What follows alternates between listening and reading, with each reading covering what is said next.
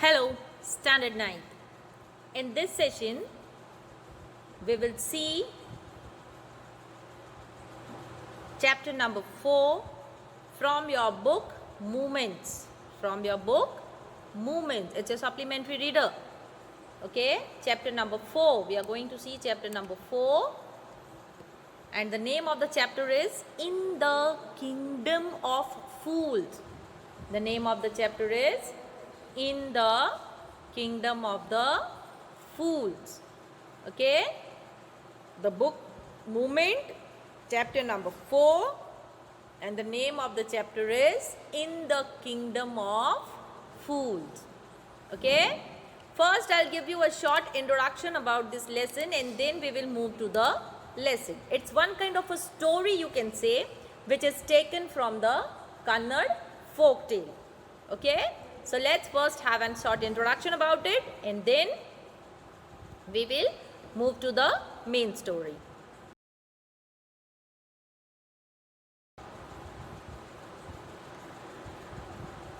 Kannada is a regional language mainly spoken in the state of Karnataka. Kannada is the regional language and this language has been mainly spoken in the state of Karnataka. Okay, and this story is a Kannada folk tale. Folk tale means, what is a folk tale? Folk tale is a story which is passed on from one generation to another. That is called a folk tale. Okay, it is taken from the book Folk Tales from India. Okay, and this book was written by A.K. Ramanujan. A.K. Ramanujan. First of all, let us discuss about the title. Now you have heard the title. What is the name of your lesson? In the Kingdom of the Fools. Okay, which means the state where people are not wise. By the name of the lesson only we can understand. The place where the people are not wise. They are not intelligent. Okay, and in this story, the king, his ministers, his advisors, everybody are a fool. When you will listen to the story, you will also like it. Okay, so please listen carefully. That means they are not wise and intelligent. Neither the king, nor his ministers, nor his advisors. You must have seen that the advisors in the kingdom are, other kingdoms are at least intelligent. The advisors should be intelligent. But in this kingdom of fools, the advisor, the minister and the king himself are fool. When this kind of people rule the kingdom, what all happens? Okay, when such kind of people, when they rule the kingdom, what all thing happens, we will see in this story. Okay, so this is about the introduction. I hope you must have understood something or the other, that what are we going to learn or what are we going to see in this story. Okay, so without wasting our time, let's move to the explanation. I am eagerly waiting for this lesson, that how is the kingdom of the fools. Let's see. In the kingdom of fools, both the king and the minister were idiots. Idiots means the people who are not intelligent. Means in the kingdom of the fools, the king and his ministers both were unintelligent. In more easy word you can say. They didn't want to run things like other kings. What do other kings do? They run their kingdom wisely, right? So they decided to change night into day and day into night. The king and his ministers did not want to run their kingdom as other kings used to do. Means, what do? We sleep at night, we work in the day, right? So they decided to do something different. They did not want to rule their kingdom as other kings do. So what do they decide? They decided the king and the ministers of the foolish kingdom, here we will name as foolish kingdom, okay, of the foolish kingdom decided that they would do something different from other kings. So they started treating night as day and day as night. Okay, they ordered that the work which was done in night would be done during the daytime, and the work which was done during the daytime would be done at night time. Means sleeping in the day, working in the night. This was something different they wanted to do than other kingdoms. They ordered that, here I am reading the chapter also, so you have to pay attention in your book also, while my explanation, pay attention in the book also and to the explanation also. They ordered that everyone should be awake at night, till their fields and run their businesses only after dark, and go to bed as soon as the sun came up. Anyone who disobeyed would be punished with death. Okay, till T-I-L-L, till their fields means cultivate, okay, do farming. Now here the king passed an order that everyone in the kingdom would work at night. Nobody could sleep at night. The farmers would do the farming at night, and the one who runs business like shop or hotels or any other things, selling of vegetables and fruits and other things, the one who runs businesses would run the business at night. And as soon as the sun rises, everyone would go to sleep. If anyone in the kingdom disobeyed the order, he would be punished to death. Now this was the order passed by the king, okay, because he wanted to do something different, so he passed down the order that whatever work was done in the day would be done at night, and whatever work was done at night would be done in the day. Okay, people would sleep in the night, right? But here in his kingdom, people will sleep at daytime and work at night time. The people did as they were told for fear of death.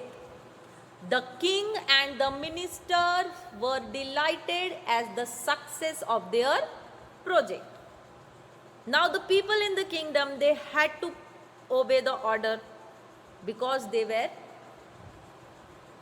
feared, they were scared that if they would not obey the order of the king, they would be sentenced to death penalty. That's why they silently obeyed the order. Okay, although it was very strange, they knew that the order which was passed by the ministers and the king was very strange, but because if they did not wanted themselves to be killed, so they obeyed the order. The king and the ministers, now these both the fools, the king and the ministers, the foolish king and the foolish ministers, now they were happy. Why? That all the people in the kingdom are following their order, and that's why the king and his ministers were very happy. Now one day what happened? A guru and his disciple arrived in the city. It was a beautiful city. It was broad daylight, but there was no one about. Everyone was asleep, not a mouse stirring.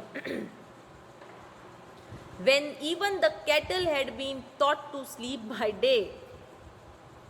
Okay, what is stirring? Stirring means move around, and here guru means one saint. Okay, now one day what happened? A saint arrived in the kingdom of the fools. Now along with him was one of his disciple. Disciple means pupil, student, you can call it out like. Okay, he saw that the city was very beautiful. It was a very sunny day, but in that sunny day, in that kingdom, he couldn't see anyone. No one was there even. And looking at this, he was very surprised. In such a beautiful city, in such a sunny day, no people, everyone was asleep. Okay, means here the writer is also trying to say that everyone was asleep means one mouse was also not moving around. Not a single mouse was seen moving around. They could not even find a single mouse moving around, which means that it was so quiet as everyone, even the tiniest creature, the mice, were asleep. And in that foolish kingdom, the people had taught their cattle also to sleep during the daytime. So everyone, human as well as the animals in that kingdom, were sleeping. The strangers were amazed by what they saw around them and wandered around town till evening, when suddenly the whole town woke up and went about its nightly business. Now this different thing when the two strangers, here who are the two strangers? The saint and his disciple. These two strangers into the kingdom of the foolish were not aware that this kind of order was being passed in the city. So they were surprised to see that everyone was sleeping during the daytime, because they were not aware about the order passed by the king. So they kept on wandering. Here wandering means roaming inside the whole city. And as soon as the night arrived, or you can say as soon as there was sunset, the people woke up and started doing their work. The businessmen were doing their business, the farmers were doing their farming. Okay? Now the two men, who two men? The saint and his disciple. The two men were hungry. Now that the shops were open, they went to buy some groceries. To their astonishment, they found that everything cost the same, a single dudu. Whether they bought a measure of rice or a bunch of banana, it cost a dudu. Now what is dudu? Dudu means money in the Kannada language. Okay? Now what happened? The guru and the disciple, now they were hungry, so they went to the shop to buy something. Okay? Now when they were buying something, they were surprised to see that whatever they bought, whatever they were purchasing, was cost only the same. Means if they purchased rice also, a measure of rice, it would cost 1 dudu, and if they are purchasing a bunch of banana, it would cost 1 dudu. Okay? The things were very cheap out there. Fine? Everything was of the same price in the kingdom of fools. The guru and the disciple were delighted. They had never heard anything like this. They could buy all the food they wanted for a rupee. Dudu means 1 rupee, you can say. Whatever you buy, 1 kilo rice, 1 rupee, or you can say a bunch of banana, 1 rupee. Okay? Now when the guru and his disciple, when they saw this, they were very happy. Why? Because the food in the kingdom was very cheap. They could buy a lot of food just for a rupee. Okay? Now they had cooked. When they had cooked and eaten, the guru realized that this was a kingdom of fools, and it would not be a good idea for them to stay there. Now the grocery which was being bought by the guru and his disciple, they cooked, they ate it, and after that the guru realized that he was in the kingdom of the fools, and so it was a very good idea for the guru to stay in that kingdom, to live in that kingdom. The guru realized that it was really the kingdom of fools. Okay? Now the guru leaves the city, but this disciple remains behind. Why?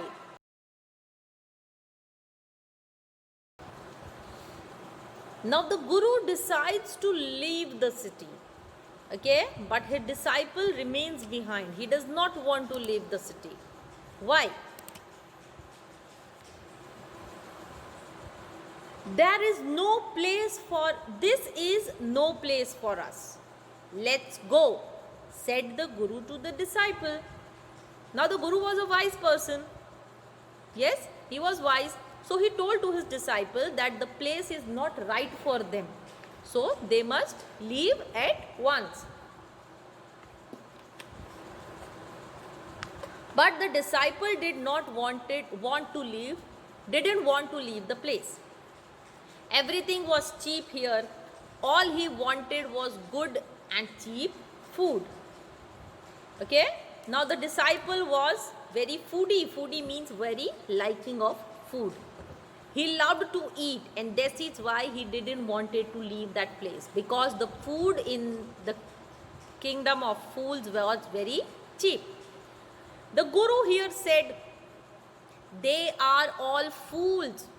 This won't last very long, and you can't tell what they will do to you next. Now the Guru tried to make his disciple understand and told him that everyone out there in the city was a fool. Okay, and the fools are sometimes very dangerous, which was very dangerous. The kingdom would not last for a long, and they could harm them too. But the disciple wouldn't listen to the Guru's wisdom. He wanted to stay. Okay, now the disciple was foresighted like his Guru did. The disciple is not foresighted. Foresighted means he was not looking at the brighter side of that, what would happen in the future. Something bad may happen. The Guru was looking foresighted, but the disciple wasn't. Okay, but he did not want to understand what his Guru was trying to tell to him. He wanted to live there and enjoy the cheap food.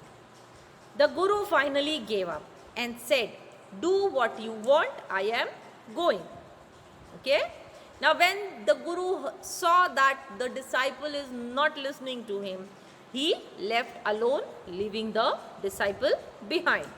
The disciple stayed on, ate his fill every day, bananas and ghee and rice and wheat, and grew fat like a street side sacred bull.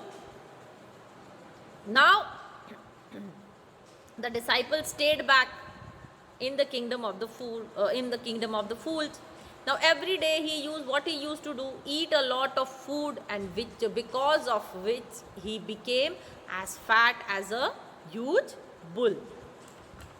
Okay, one bright day what happened? A thief broke into the rich merchant's house. Now one day it happened so that a thief broke into the rich merchant's house.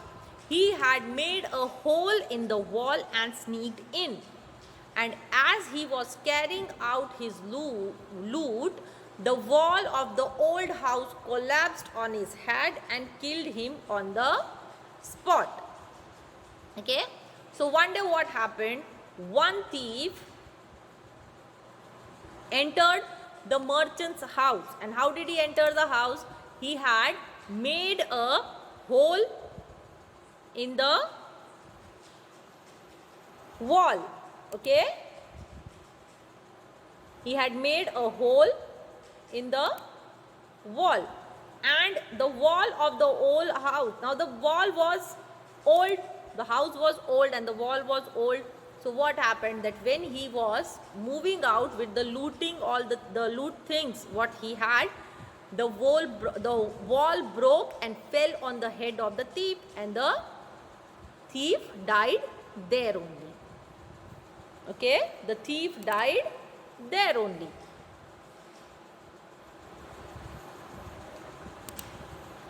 Now the brother of the king, his brother ran to the king and complained, Your Highness, when my brother was pursuing his ancient trade, a wall fell on him and killed him. This merchant is to blame. He should have built a good strong wall. You must punish the wrongdoer and compensate the family for his injustice. Okay, so now further what happened?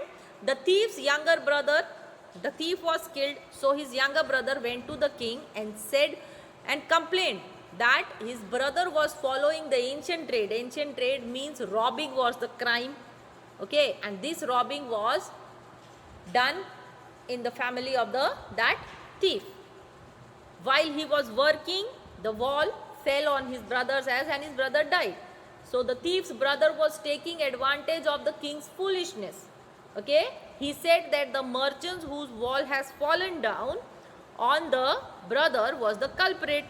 He should have made a strong wall, and he requested the king to punish the merchant and get the compensation for his family. Okay, now listening to this, the king heard the accused. Further, what did the king do?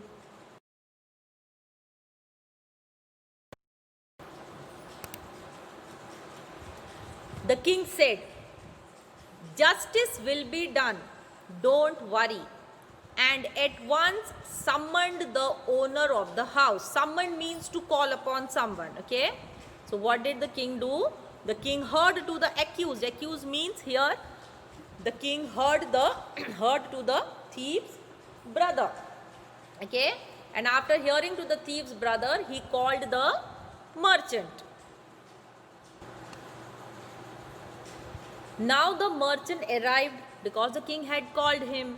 When the merchant arrived, the king questioned him. "What's your name?" "Such and such." "Your Highness, were you at home when the dead man burgled your house?" "Yes, my lord. He broke in and the wall was weak, it fell on him." The accused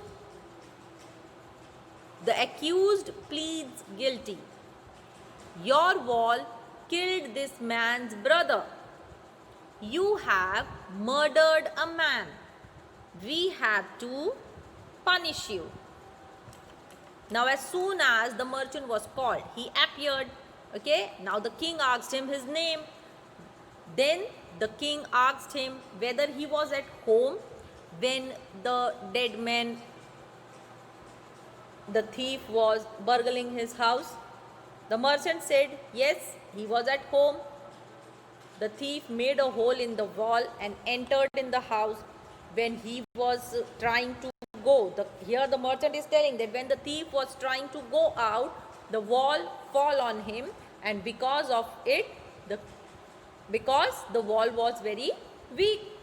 Then the king told the merchant that he was guilty, he did wrong.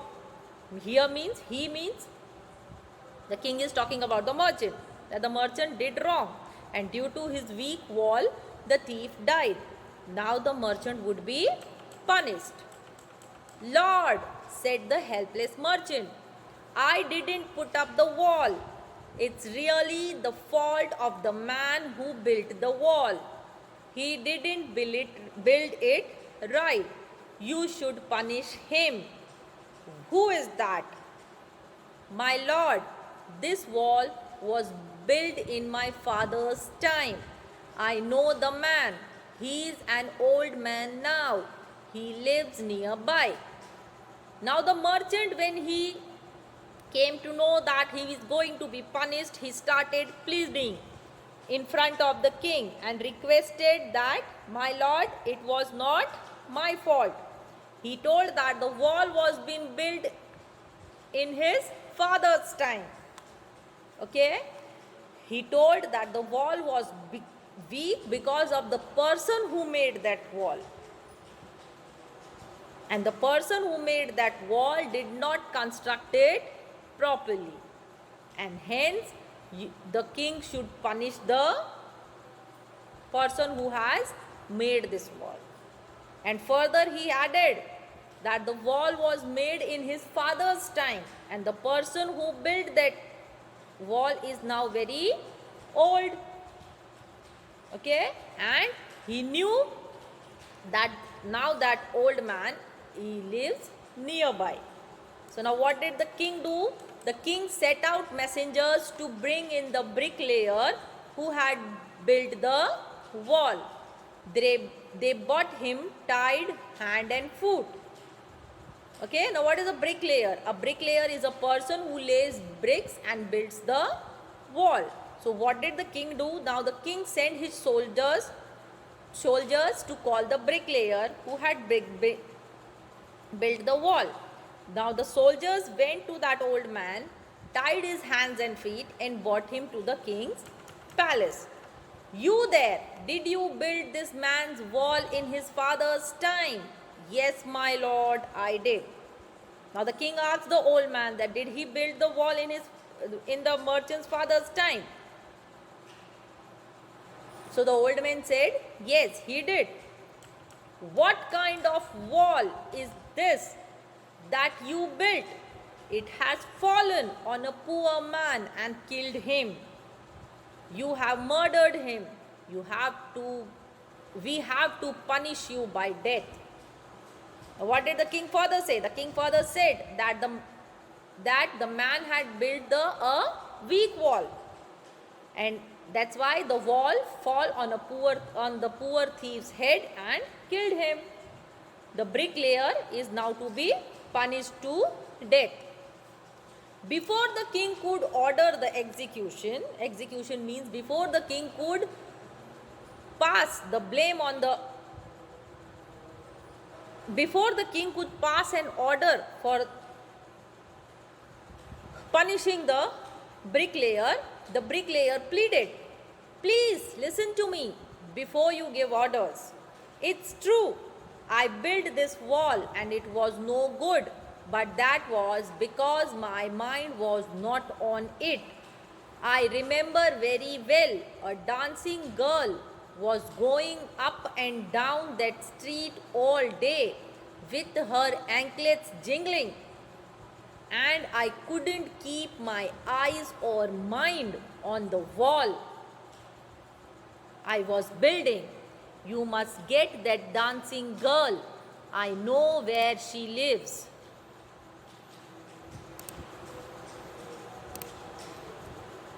Okay? Now here what was happening? Everyone was passing the blame to another person.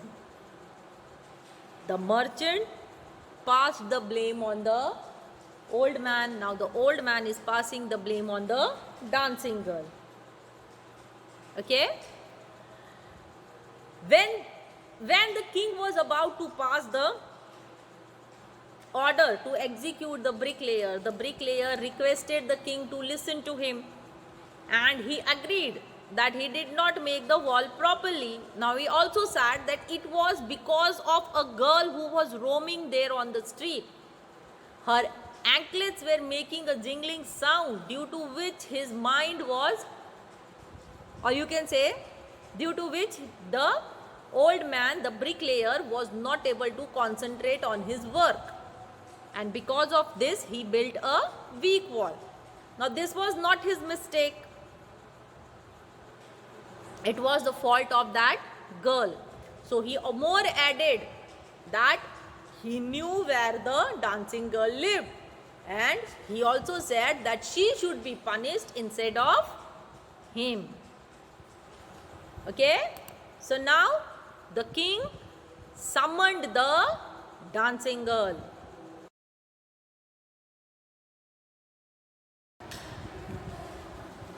Now the dancing girl was called to the court.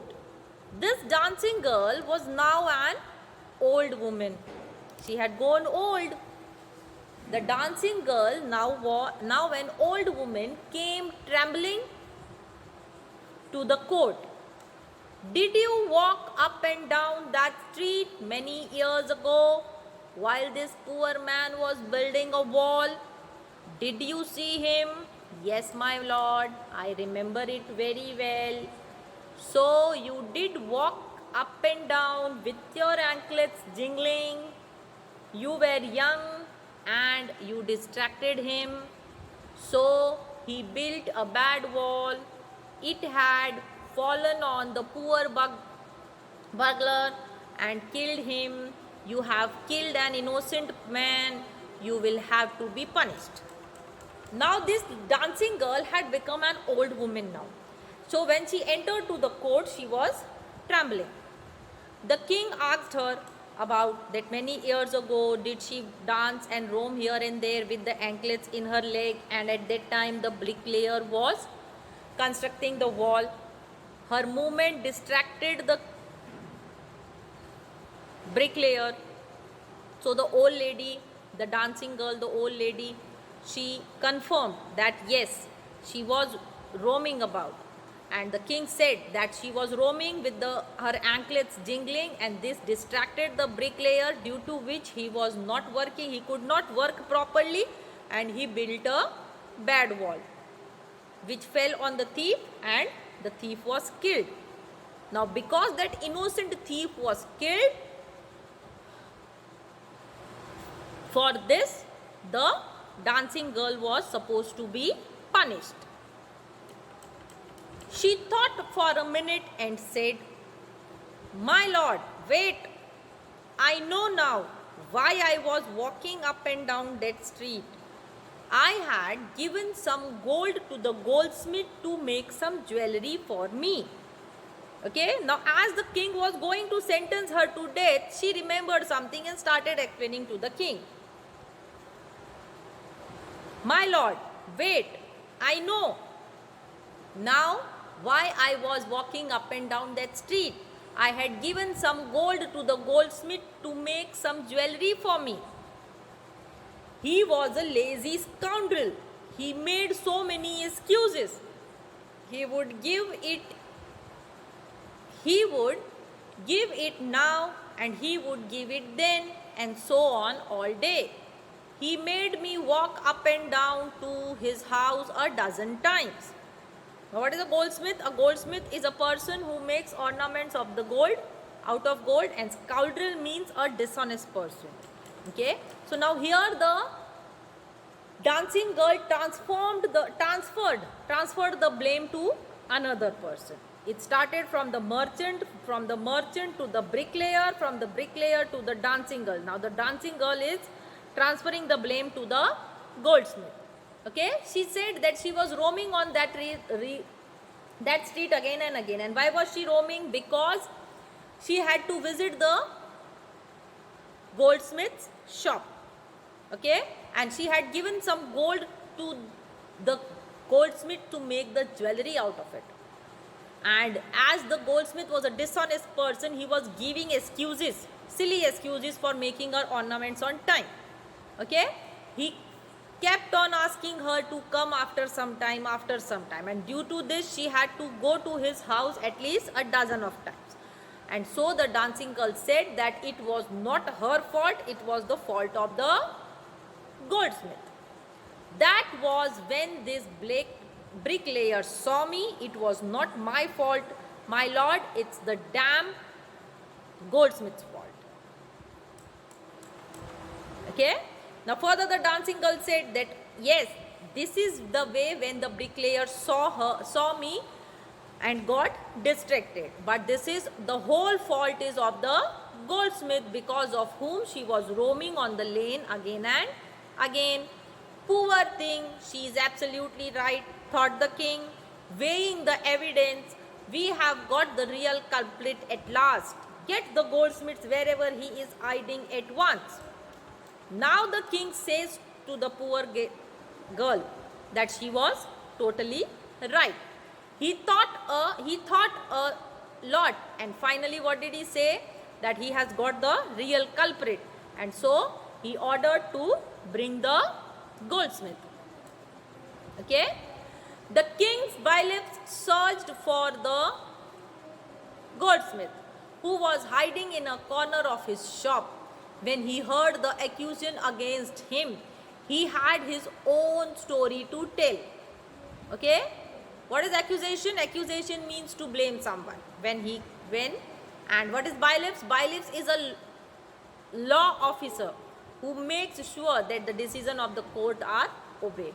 Now the bailiffs of the court, what did they do? They went in search of the goldsmith, Okay, the goldsmith was hiding in his shop because he was feared of getting arrested.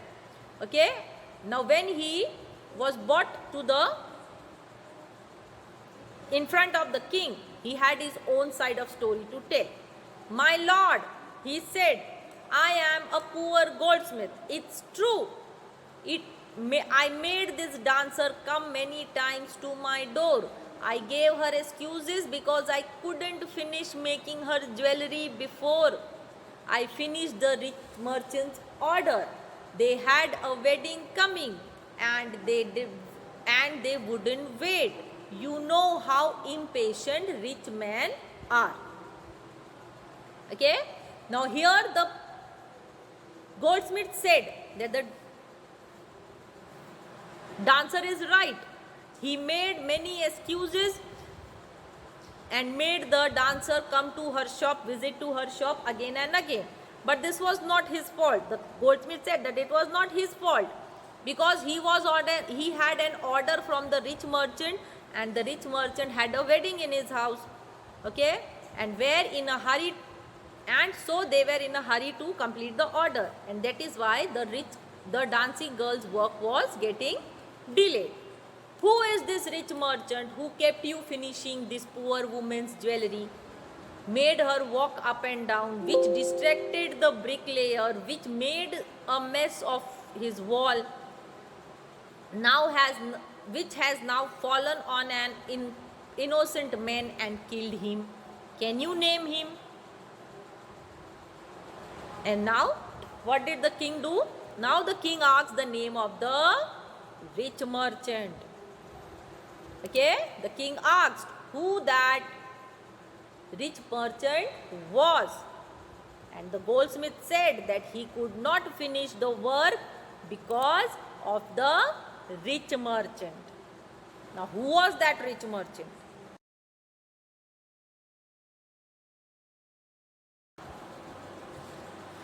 Now the goldsmith named the merchant. He was none other than the original owner of the house whose wall had fallen.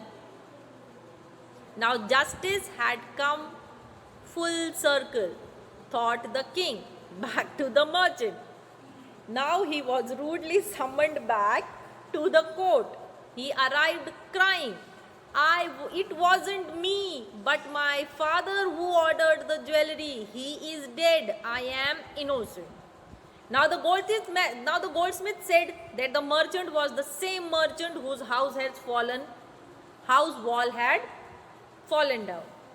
Justice now came to the full circle, means that now the story ended at the same person on whom it had started. The thief died under the wall of the same merchant whose jewelry this goldsmith was making. Once again the merchant was called. Now the merchant started crying because he knew that the king was foolish and sentenced him to death. He said that it was not him who had made that wall or who had given the order of the jewelry. It was his father, and now his father was dead. So it was none of his fault. But the king consulted his minister. He ruled deceivably. It's true, your father is the true murderer. He is dead, but somebody must be punished in his place.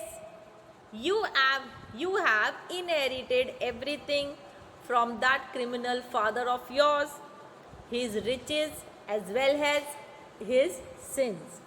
I knew at once, even when I first set eyes on you, that you were at the root of this horrible crime. You must die. Now, listening to the merchant's story also, the king consulted the ministers and gave the decision that the merchant's father was a murderer. The thief died because of the merchant's father. Now, as the merchant's father was not alive, somebody had to be punished for the crime. So he said that the merchant's son, who has inherited everything means the money which was left by the father was taken by the merchant. Okay, so would have to, now if the good things are being taken by the son, then the bad thing of the father should also be taken by the son. So he said that that the merchant would have to take the punishment for his wrongdoing also. He added that when he had seen the merchant for the first time, he added means here he is talking about the king. The king also added further that when he saw the merchant for the first time, at that moment the king had felt that the merchant was the culprit.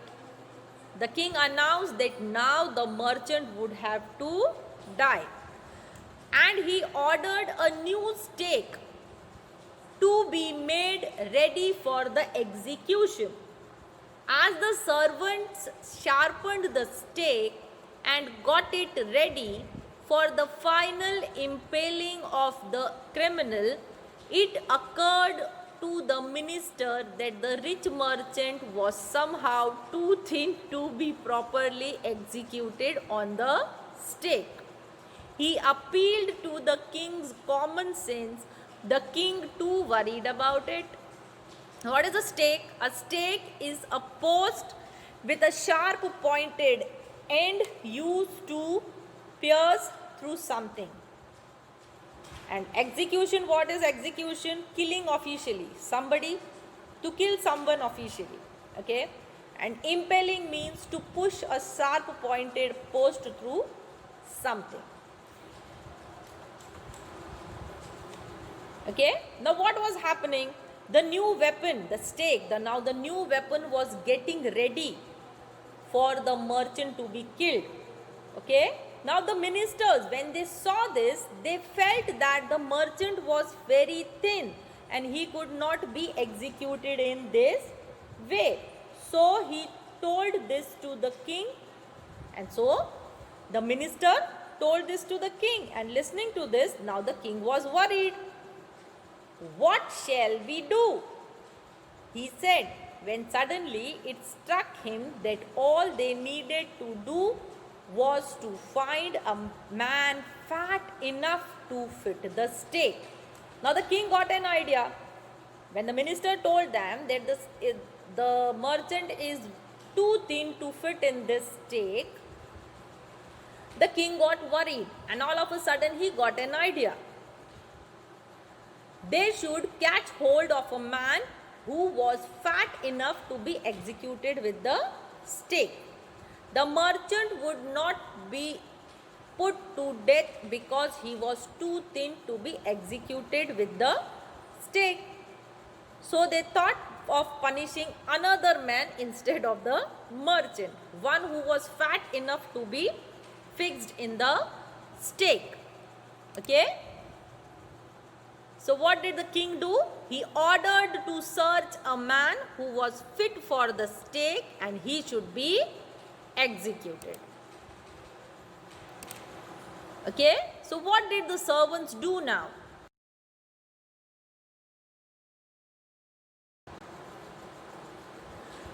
The servants were immediately sent for. The servants were now immediately sent for all over the town, looking for a man who would fit the stake, and their eyes fell on the disciple who had fattened himself for months on banana and rice and wheat and ghee.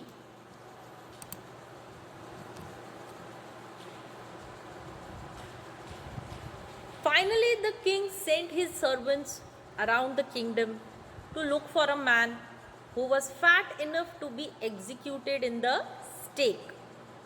They found the Guru's disciple who had become fat like an bull, okay, because of his overeating. What have I done wrong? I am innocent. I am a sannyasi, he cried. That may be true, but it's the royal decree that we should find a man fat enough to fit the stake, they said, and carried him to the place of execution. Now the disciples said that he was a sannyasi, he did not do anything wrong, he was innocent. Then why are they taking him? Why were they taking him? The king's servant said that he was innocent, but it was the order to catch a fat man who could fit into the stake to be executed, and he was fit for it, and that is why they were taking him along. He remembered his wise guru's words. This is a city of fools. You don't know what they will do next. Now the disciple remembered his guru's words. Guruji, who was a wise man and had told him that this is the city of fools and they could harm you anytime. And now they were taking him along to execute him, kill him. While he was waiting for death, he prayed to his guru in his heart, asking him to hear his cry wherever he was. Now the guru saw everything in a vision. He had magic powers. He could see far. He could see the future as he could see the present and the past. Now the helpless disciple prayed to his guru and asked him to come and rescue him. Now the guru could visualize the disciple's message through his magical power. And so he could see everything. He could see the future also, past also, present also. He could see everything in his vision. He arrived at once to save the disciple. He had got himself in such a scrap through love of food. Who had got himself into such a scrap into love of food. Now what is scrap? Scrap means a difficult situation that one has got into. Now the guru arrived there to save his disciple. Now the disciple was trapped into the difficult and serious situation at that time. They were about to execute him, although he had done nothing wrong, anything. He had not done anything wrong. So the guru came to rescue his disciple from this situation. Now as soon as the guru arrived, he scolded the disciple and told him something in a whisper. What did the guru do? As soon as the guru met his disciple, he scolded him because he did not obey him and stayed back. And now he whispered something into his ears. Whose ears? In the disciple's ears. Means here we can say that the guru had a plan to save his disciple.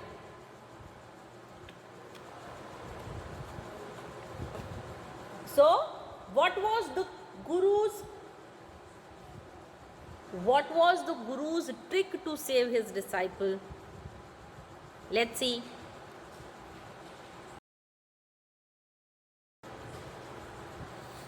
The guru now went to the king.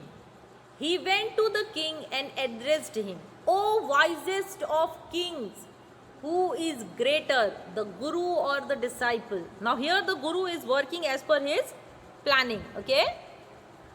The guru or the disciple? Of course, the guru, no doubt about it.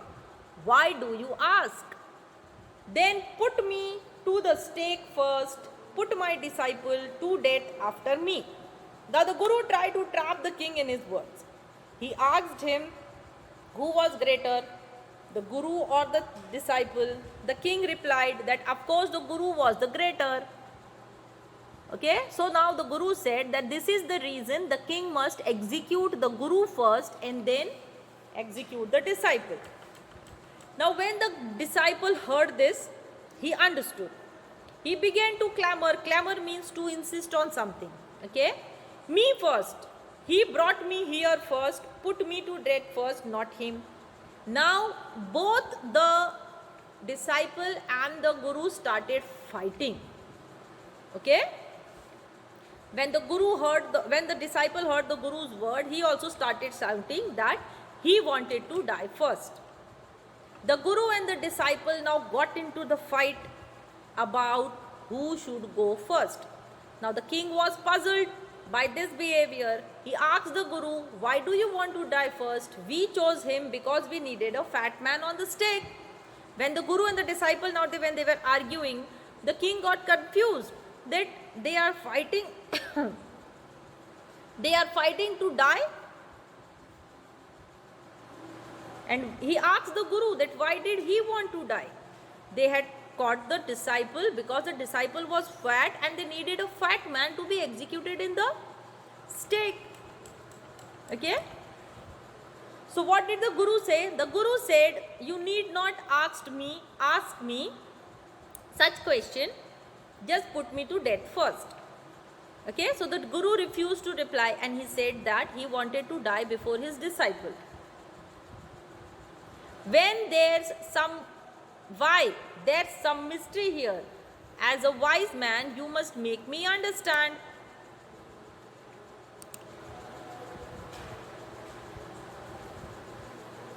Okay. Now the king felt that some mystery is behind it. The Guru wanted to die before the disciple. He was so eager to die. There may be some reason behind it. So what did the Guru say? The Guru said that, Will you promise me to put me that if I tell you? Now the Guru asked the king that to promise him that if he tells him the truth, okay, if he tells him the secret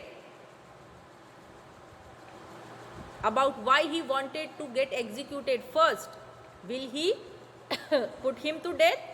The king gave him the solemn word.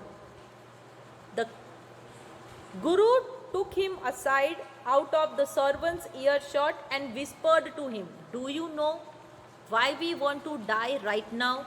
The two of us. We have been all over the world, but we have never found a city like this and a king like you. That stake is the stake of God of justice. It's new. It has never had a criminal on it." Now, what is the Guru trying to explain? Just have a look on that. The king promised that he would execute him first, gave his solemn word. Okay. Now the Guru, what did he do? He took the king aside and slowly told him that he and his disciple has roamed all over the world and he have not seen such kind of a city or a king like him. Okay. He also added that the stake in which they are going to be killed, this is the stake of justice. Okay. And it is a new stake. No other criminal has still been executed on that stake. Whoever dies on it will be reborn as the king of this country. Further, he said that one who would die first on this stake would be reborn as the king of the kingdom. By telling this, he was trying to trap the king. Okay? And whoever goes will be the future minister of this kingdom. We are sick of the aesthetic life. It would be nice to enjoy ourselves as king and ministers for a while. Now keep your word, my lord, and put us to death. Me first. Remember, what is aesthetic life? Aesthetic life means the life of a sannyasi, a strict life. Okay.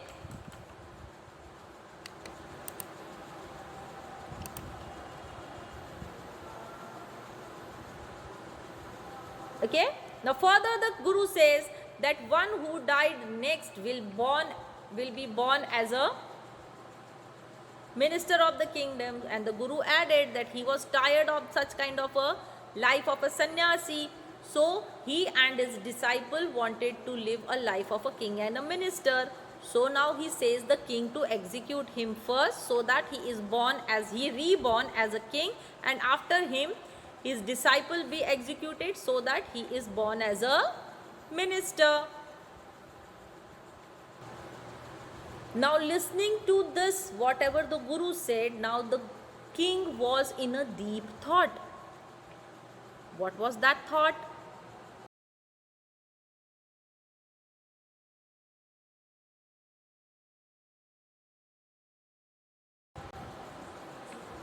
The king was now thrown into deep thought.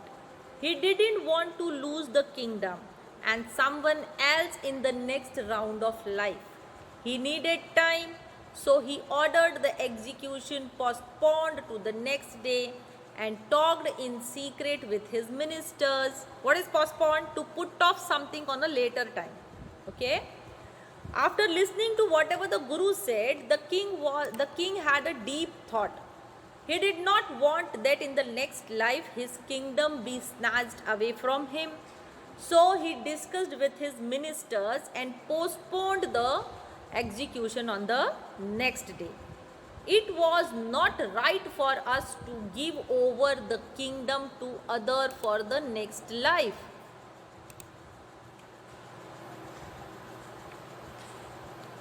Okay? Let's go on the stake ourselves. We will be reborn as king and minister again. Holy men do not tell lies, he said, and the ministers agreed. The king told his ministers that he did not want that in the next life of his in his next life the kingdom should be taken away. He added that the man was a holy man, and the holy man never said lies. He said that they would die first so that they could be born as the king and the ministers of the kingdom again in the next life.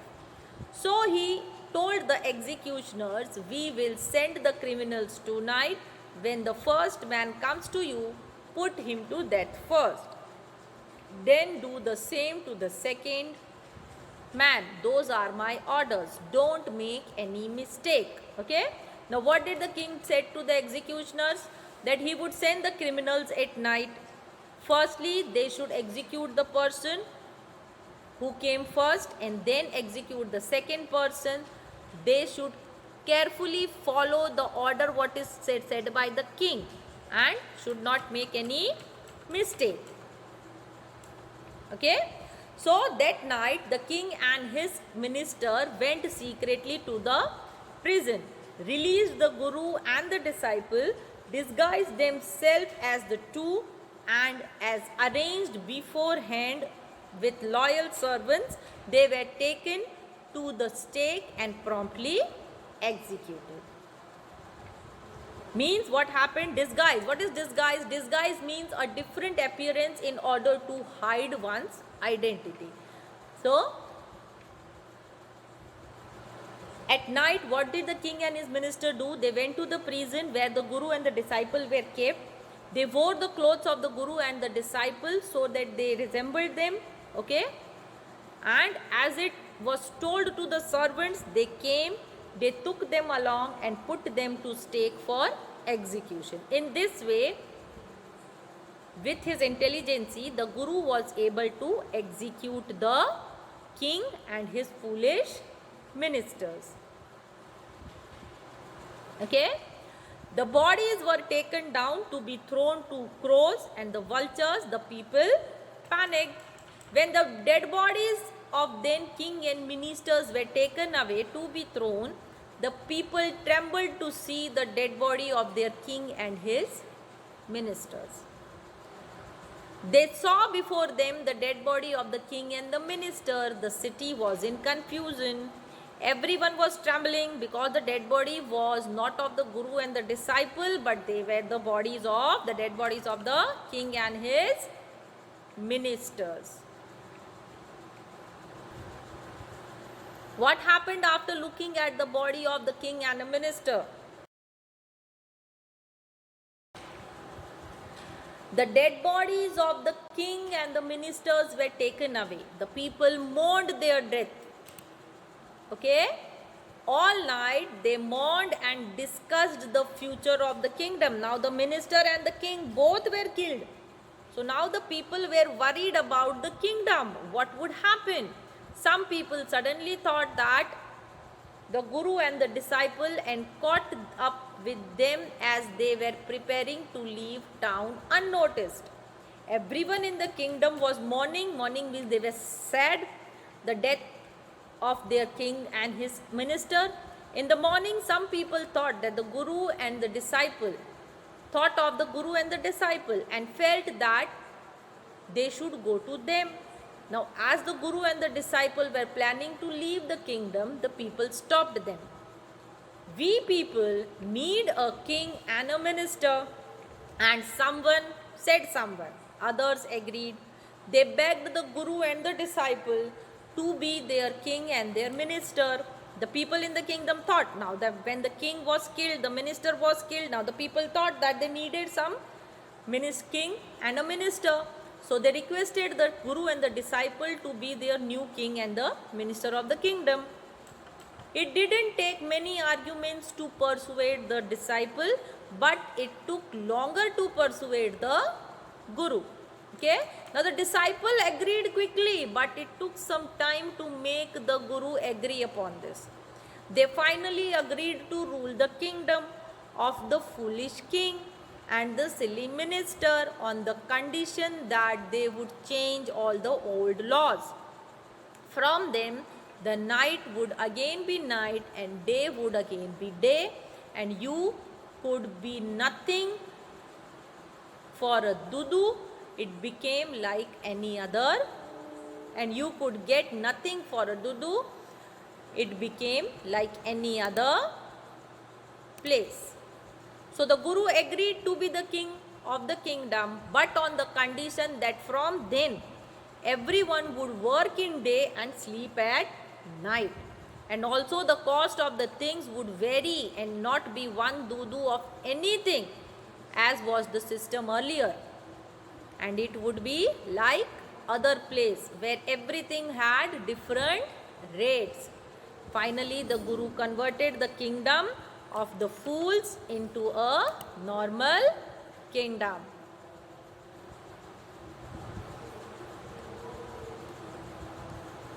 Okay.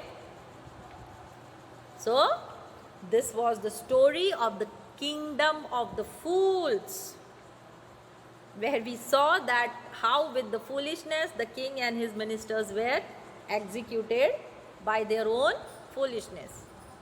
I hope you have understood the story and you must have liked the story. Okay. So never be friends with the fools. They can put you in harm anytime. Okay. So try to save yourself. Please read the lesson. Okay. Take care of your health. Hope to meet you all soon. Bye.